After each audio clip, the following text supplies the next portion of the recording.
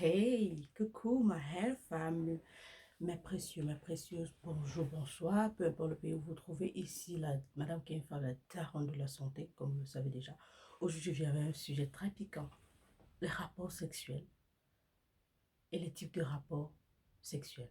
Je sais que vous aimez le sexe, c'est pourquoi je veux prendre du plaisir à parler de cette partie.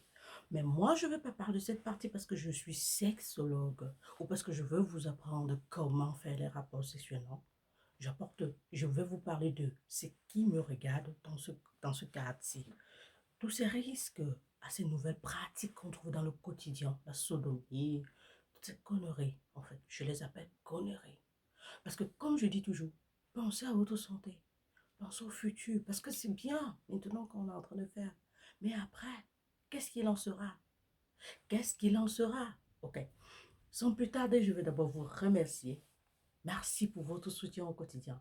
Merci pour tous vos likes. Merci pour tous vos partages. Merci pour tous vos commentaires. Merci à toutes ces personnes qui me font confiance et viennent faire leur consultation chez moi. Merci d'être là. Merci pour votre amour. Mais qui suis-je si je ne suis pas une bénite de Dieu? Merci. Pour toutes les personnes qui me découvrent aujourd'hui, abonnez-vous à mes pages, vous ne serez pas déçus. Je peux être choquant lorsque j'écris sur Facebook, mais ce n'est pas contre quelqu'un. C'est parce que le message doit passer et on se connaît entre nous les Africains. Ok? Abonnez-vous à ma page YouTube ici. Abonnez-vous à ma page Facebook. Ok? Suivez-moi sur mes autres plateformes TikTok, sur mon statut WhatsApp par exemple, vous aurez du lot. Suivez-moi aussi sur AfriTube où je mets mes vidéos que je mets sur YouTube, mais suivez-moi là-bas parce que c'est une plateforme africaine. Suivez-moi sur Instagram là-bas et c'est du pur. Ok? Bref de bavardage. Qu'est-ce qu'on peut faire? On commence. Le rapport sexuel, c'est quoi? Deux personnes se rencontrent, se désirent à travers le regard sensuel, l'un comme l'autre. Les deux personnes ont une alchimie ensemble. Et qu'est-ce qui se passe? Ils tombent, entre guillemets, amoureux. Peut-être ça peut ne pas être le cas, mais le fait déjà de se désirer est quelque chose de fort. Et ces deux personnes arrivent à se retrouver dans une chambre ou arrivent à se retrouver dans une pièce seule où le désir sexuel, cette envie, cette libido qui monte, crée une série de réactions dans le corps. Ça veut dire quoi? Le cerveau en ce moment est alerté. Si c'est la fille ou l'homme, il va dire, ah, celui-ci-là, il me demande de sécréter certains hormones. Et c'est ce qu'on va voir aujourd'hui, les hormones. Quand vous faites le rapport sexuel, ou quand vous faites l'amour, il ne faut pas dire le rapport sexuel parce que le rapport sexuel peut aussi un viol. Hein. Quand vous faites l'amour, c'est bien. Faire le sexe, c'est l'un des meilleurs sports. C'est l'un des meilleurs sports qui vous aide dans tous les sens, sur tous les plans, pour toutes les maladies. Je dis bien sur tous les plans, dans tous les sens et pour toutes les maladies. Parce que les rapports sexuels vous permettent de transpirer. Ça veut dire que ça vous permet de perdre, ça vous permet de perdre les kilos. Mhm. Ça vous fait sécréter une série d'hormones. L'oxytocine, cet hormone est l'hormone de l'attachement, le plus sécrété chez la femme. Okay? C'est aussi l'hormone qui permet à la femme d'avoir les contractions. Mais c'est aussi l'hormone de l'attachement. C'est l'une des meilleures hormones que le corps envoie. Ça, c'est déjà la première.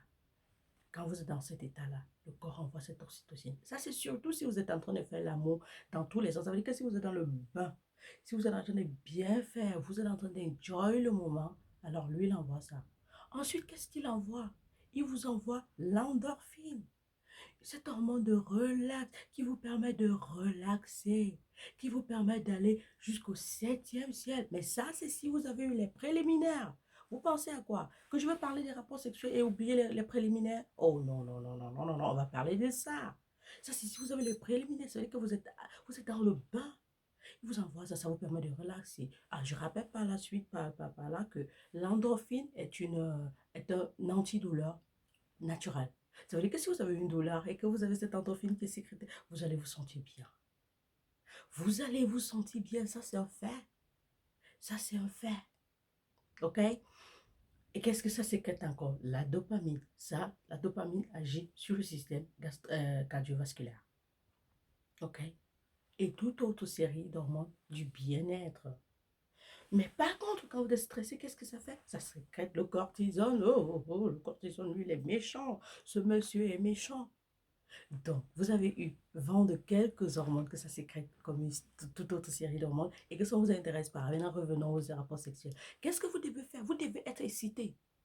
Oui, vous devez être excité. Vous devez être excité pour pouvoir bien jouir. Parce que quand vous êtes excité, la femme sécrète le liquide vaginal et l'homme, lui, il a le liquide préséminal. OK? Mais si vous ne l'êtes pas, et ça va fort, vous n'allez pas enjoy tout ce que j'ai cité là, vous n'allez pas ressentir ce bien-être. Mais le sport reste le rapport sexuel reste le premier sport par excellence. Il faut le pratiquer parce que ça fait du bien. Maintenant, comment faire le rapport sexuel? Le rapport sexuel, c'est quand un pénis en érection, ça veut dire bien tendu. Quand on dit tendu, ce n'est pas le genre qui est bien tendu, entre dans un vagin. Ça, c'est normal. Dans un vagin, j'ai dit. Je n'ai pas dit ailleurs. J'ai dit dans un vagin. Et pour que le pénis soit tendu, on a interdit. Maintenant, quand le pénis tendu entre dans un vagin, ce qui se passe, c'est que le vagin peut être au préalable ouvert ou fermé. Et les gens vont dire, là, elle est vierge ou elle n'est pas vierge. C'est la connerie. Pour dire qu'une fille est vierge ou n'est pas vierge, c'est une fille qui n'a jamais eu les rapports sexuels. Si vous vous basez seulement sur l'hymen, je vous dis aujourd'hui, oubliez ça. Oubliez ça parce que l'hymen peut venir perforer. Personne peut naître avec l'hymen perforé. D'autres peuvent naître sans hymen. Mais toujours est-il, la partie, l'orifice du vagin a toujours un trou, même si l'hymen est là. Parce qu'il faut que la femme, il faut que la fille saigne à ses 16 ans, à partir de sa puberté. Et à partir de cette période, les hormones de puberté que la fille reçoit fragilisent cet hymen. Je dis bien fragiliser cet hymen. Donc si la paroi était d'abord fine, ça va devenir encore plus fine. Et chez les filles qui n'ont pas ce trou dont je suis en train de parler, on est obligé de faire une intervention chirurgicale pour percer un peu pour qu'elle saigne. Sinon, elle fait comment? Donc maintenant, il y a des gens qui disent, oh, elle n'a pas saigné. Oui, c'est possible parce que le trou, l'hymen peut ne pas être assez vascularisé. Nous sommes différents. Il y a des personnes qui ne sont pas assez vascularisées à ce niveau. C'est-à-dire que vous faites l'amour avec elle la première fois, elle ne saigne pas. Parce qu'elle n'était pas vascularisée et il n'y a pas de problème, elle était vierge. Mais on dit qu'une personne est plus vierge lorsqu'elle a déjà fait les rapports sexuels une fois. On ne se base pas sur l'hymen. Alors arrêtons les choses qu'on dit au Cameroun et en Afrique. Là, non, non, non, non. Grandissons, sortons de la barbarie quand même. Hein. Donc, on entre dans le vagin, il y a une alchimie, les deux se sentent à l'aise. Alors, on peut faire la position initiale, c'est la position missionnaire. Ça veut dire que quoi? La femme est couchée, elle écarte ses pieds, l'homme est couché sur elle et ils se mettent ça bien, ok? Ça, c'est un peu sauvage, mais bon, il faut dire ça comme ça. Ça, c'est la position initiale. Et vous ressentez tout ce plaisir, le corps de l'un contre l'autre, déshabillé, surtout pas avec les habits parce que ça n'a pas de sens. Parce que sinon, vous allez encore plus vous exciter. Comment? Parce qu'on sait bien quand les tétons de la femme touchent l'homme là, ça excite. Il y a les parties érogènes comme le cou, les oreilles, le nombril, tout ce que ça peut aller. Ok. Maintenant, des autres pratiques comme la fellation, c'est chacun pour soi. Si vous voyez que la fellation vous va ou vous voulez le faire, faites-le. C'est vrai, la Bible l'interdit. Mais moi, qui suis-je? Je ne suis pas ici pour vous juger. Faites ce que vous voulez. Moi, je parle de la santé. Le cunus lingus, qui est la chatte. Bon, allez seulement sur la base de que il y a les bactéries dans le vagin. Bon. Déjà que même là-bas, on ne lèche pas, c'est pas le vagin qu'on lèche, ce sont les grandes lèvres, les petites lèvres, le clitoris. Mais il y a d'autres personnes qui envoient la langue dans le vagin. C'est à vos risques et périls. J'ai vu quelqu'un qui a envoyé comme ça, sa bouche a gonflé, simplement parce que la fille avait le pH altéré. Mais non seulement ça, parce que aussi le pH du vagin est acide. Imaginez, vous mettez l'acide dans votre bouche, ce que ça peut donner. À vous de voir. Moi, je dis, je ne suis pas là pour juger. L'objectif de cette vidéo, en fait, c'est pour parler de la sodomie. Oui, j'ai parlé de ça à la fin. La sodomie. La sodomie, c'est le fait qu'un pénis en érection entre dans l'anus. Je ne sais pas si avec qui vous faites ça, vous savez, la femme ou avec un homme, je m'en fous. Ça ne me regarde pas. Je suis venue aujourd'hui vous dire d'arrêter ça. Arrêtez ça. Le plaisir que vous sentez là, c'est le plaisir démoniaque. Ni ça pas démoniaque, mais c'est un plaisir qui n'a pas de sens. Parce que vous allez finir par vous faire la selle dessus. Vous allez vous chier dessus.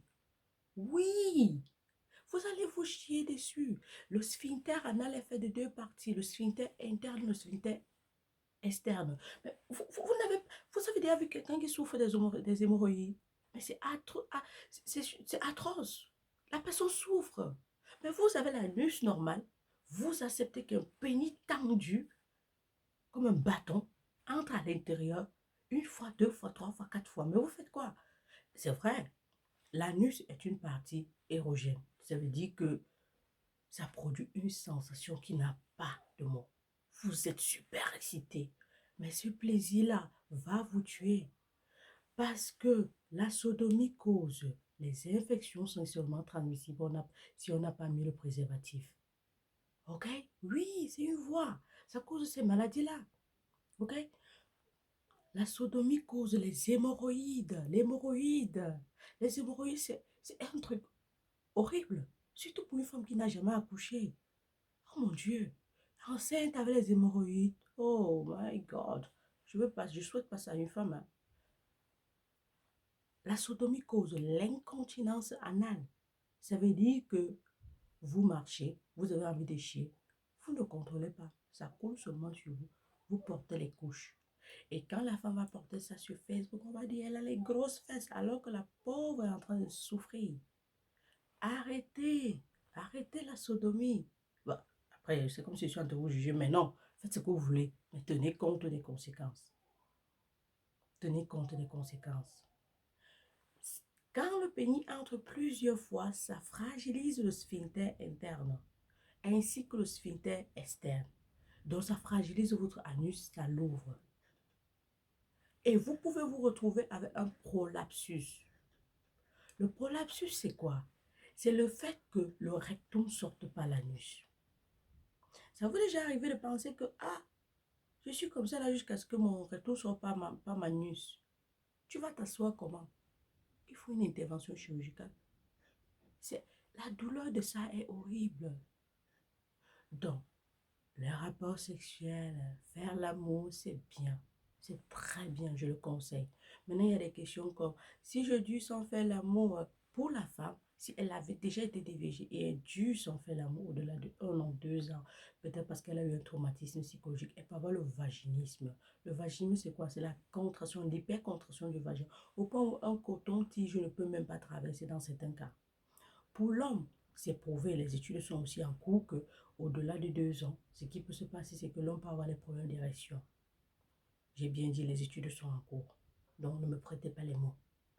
Donc, c'est important de faire l'amour. Faites l'amour. Allez sexer, niaiser, tout ce qu'on peut utiliser. Faites l'amour.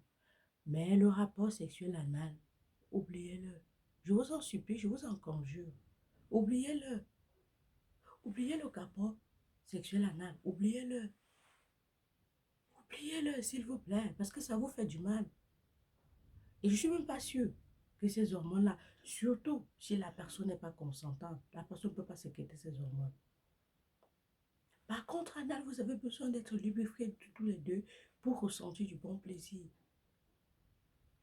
J'espère aujourd'hui que cette vidéo vous a plu. Je sais que vous aimez le sexe, ok? J'espère que ça vous a plu. Je ferai une vidéo complémentaire sûrement, parce qu'il y a beaucoup à dire à ce sujet. Mais je crois que je vous ai dit le plus essentiel dans cette vidéo en ce qui concerne la sodomie. Maintenant, après, si on verse le sperme dans la bouche, tous ces fantasmes qui existent au quotidien, mais le vagin, c'est la meilleure voie. C'était Madame Kenfab, la daronne de la santé. Mes précieux, mes précieuses, à nous revoir la prochaine fois. Bisous.